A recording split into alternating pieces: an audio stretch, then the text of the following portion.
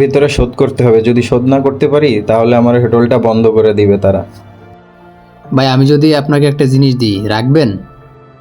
ভাই কি জিনিস দিবেন আপনি? ভাই আপনি রাখবেন কিনা বলেন।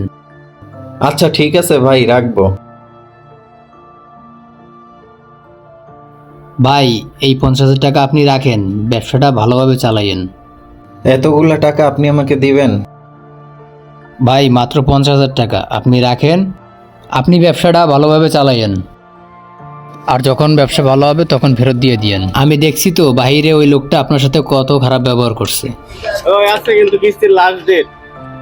আজকে বিকালে যদি কিস্তিটা না পাই তাহলে কিন্তু হোটেলে তালা লাগাই দিব।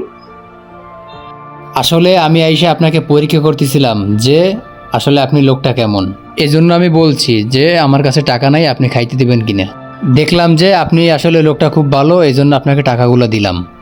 ভাই আপনাকে অনেক অনেক ধন্যবাদ, কিন্তু আমারও একটা দাবি আছে ভাই, আপনি মাঝে মাঝে আমার হোটেলে এসে খেয়ে যাবেন। আচ্ছা ঠিক আছে ভাই, আসবো ইনশাআল্লাহ। আপনি ব্যবসাটা ভালোভাবে পরিচালনা করেন। আল্লাহ তাআলা আপনাদের যাদের অনেক ধন সম্পদ দিয়েছেন তারা পারলে একটু এরকম অসহায় মানুষদের পাশে দাঁড়ান, আর আমাদের ভিডিওটা ভালো লাগলে শেয়ার করে দিন।